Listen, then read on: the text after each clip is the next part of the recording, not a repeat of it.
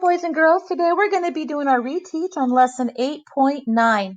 All right, so we will be, if you look at the orange box, I can write an inequality, okay, to stand for a limitation or a condition in a real world or mathematical problem that has infinitely many solutions. I can show the answers to problems involving inequalities on number line diagrams. But we're not going to do the number line diagram today on this lesson. We're just going to focus on this first part. So as we're working today, I want you to take a look at this chart right here, first of all, that I'm going to start with today. This chart here that I made the arrow for shows you some words that go with the different inequality signs. Okay, so this is like less than or under or not as much.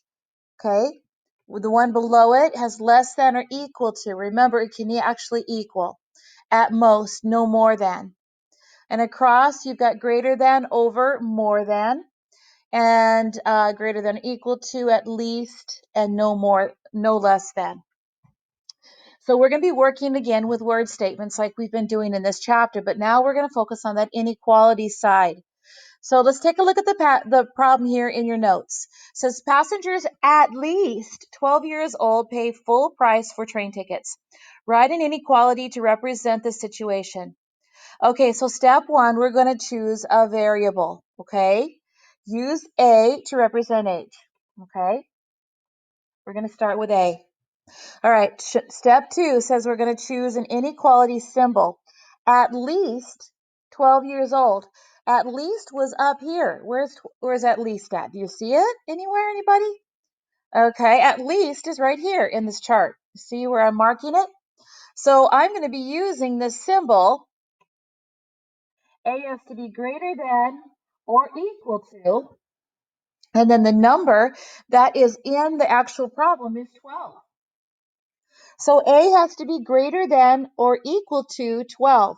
Well, I'm just looking at the words. Just literally look at the words that are in it and find the word that goes from the chart that goes with it to create your statement. Okay? It's as simple as that today, boys and girls. This particular lesson is going to be just you paying attention to the words and the numbers. All right, what if we had it differently? What if I said that y is less than or equal, to 1. It's hard to get that in there. All right. So where do I find less than or equal to? Well, right here. So that's this symbol. Y goes first because Y is the thing that is less than or equal to 1. Okay. So it could be as simple as that.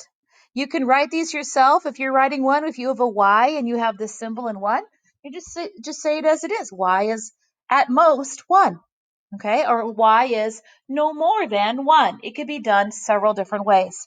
All right, this lesson today was not hard. It's writing inequalities.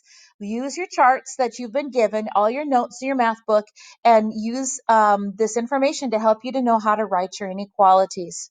All right, boys and girls, happy math.